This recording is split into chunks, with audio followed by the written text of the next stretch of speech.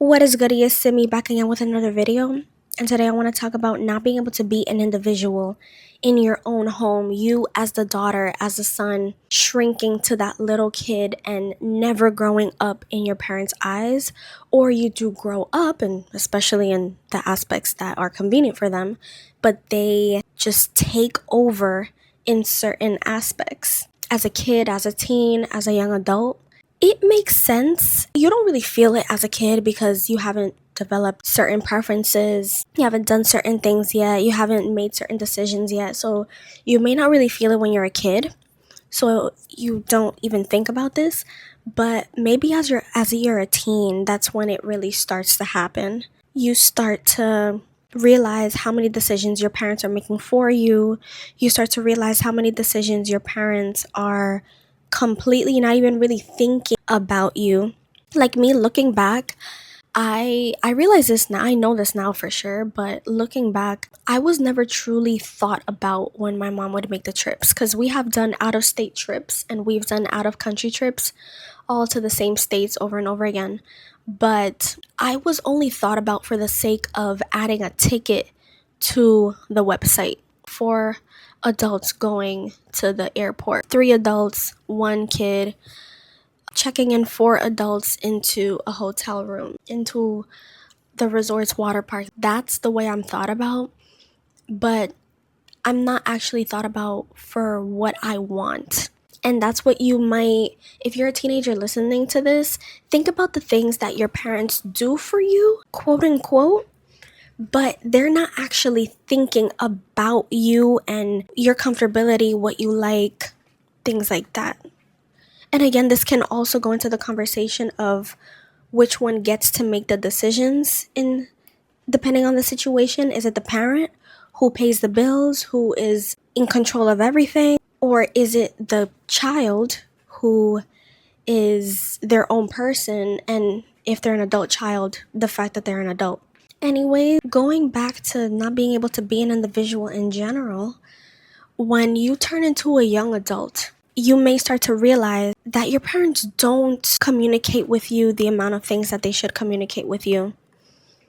They include you in things blindly. They automatically assume that you're going to do something for them or with them. And those are all ways that you are not respected as a person. You're not seen as a person. You're not seen as an individual, because that's basically what that is. If you're not able to be your person, it's because your parents, the people you live with, don't see you as your own person. They might see you as an extension of themselves. They might see you as this little kid who just is going to go along with anything. And that's kind of what happens with me when we have trips, when we have certain things going on throughout the week. Out of every 5 things that are going on, I'll get told one of them, if I do, and very vaguely. And it really bothers me and really upsets me that me asking for details is the worst burden in the world for them. It's the worst task in the world for them. It shouldn't have to take you time, and they shouldn't have to bother you to have to tell someone, we're going to leave at this time on this day. We're going to go to this location. We're coming back at this time. Stuff about the food, stuff about the transportation we're going to be taking, what people, if any, are involved. That is something that you are supposed to tell someone, even when they're younger, because they never did that when I was younger either. It was such a burden, me asking basic questions that anybody should know when they're traveling with somebody else. Even when I was a teenager, that was just such a bother for my mom to have to answer those questions. So you see, it really keeps you in that kid dynamic. Of course, your parents are always going to be above you in every way, but it shrinks you even more than you should be shrunk. And it also happens with some college students when they're in their mid-20s or late 20s. They come back home from college and they just go back right into that dynamic that they had before leaving college, where they're now the little kid who has no voice, who is not seen as their own person, who is not respected, whose preferences are not taken seriously, because that's how things were before they left, and that was never changed. Just because a kid grows does not automatically mean that the parent is gonna see that kid as an individual, which That's what should happen. Like certain things, it's understandable that there's a bit of a shock when your kid first starts to display some signs of individuality, show some differences. I don't like that. That's how I grew up. That's how the family has always done it, but I want things this way. I don't like chocolate. I like vanilla. I prefer to sleep from this time to this time. It's better for me. I prefer to eat from this time to this time. It's better for me. I prefer to go to this park instead of this park. Those type of preferences, it's understandable that those start off as a shock, but wanting to keep things the way that they were as a parent is not okay because the kid is going to grow anyway, and it's either your choice to grow with them and have everything change for the better, or not grow with them and control them and keep them in the same thing, especially at home, and have things be not great and fake and stunted. One problem for me when I finished high school is that my time was constantly confused with availability. I'm job searching right now, and I'm not working a 9 to 5 yet.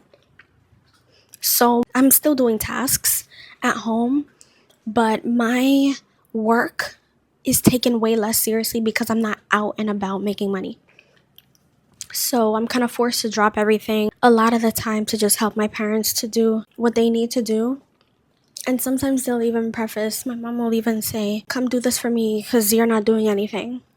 And I would be in the middle of a meeting, in the middle of doing work for a client, because I still freelance. Even though I'm not working 9 to 5, I'm still freelancing and I have clients every month, especially at this time of year that more clients are advertising. And my time always being confused for availability to them also makes them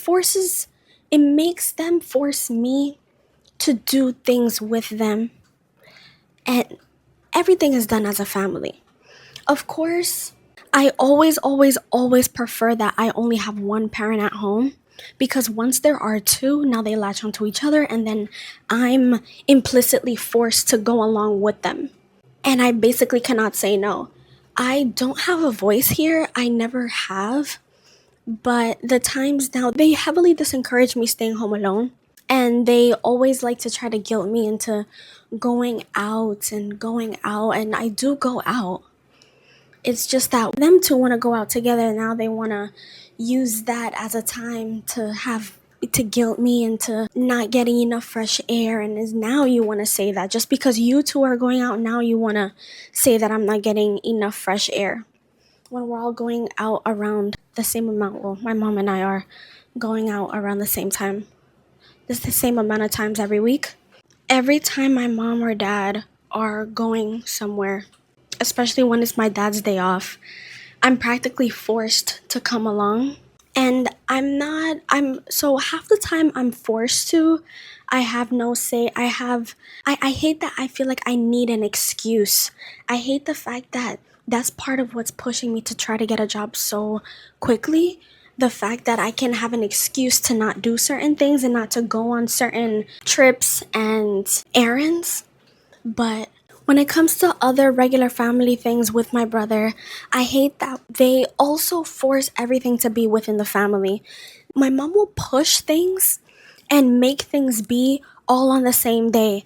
Eye appointments, dentist appointments, doctor's appointments, as close to the same day as possible, because sometimes it's not possible, but 9 times out of 10, she makes things be on the same day. When we have errands, when there's one thing that my dad has to do, my mom will wait till that day to do other things that are nearby. She will wait till his day off and plan things around his day off to get certain things done, which hurts me a lot because all this time that I'm spending doing that, I could be at home doing more important tasks that are going to help me professionally. Because you may think, well, that's just 5 hours dedicated to something in 1 week, and that 5 hours is very important.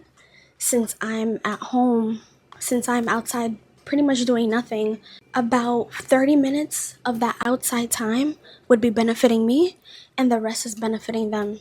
And it does come into the conversation that I'm actually going to do later on. Which one gets to make the decision? The parent, who is, well, it's really another one. Is making things convenient for the family more important than your individuality?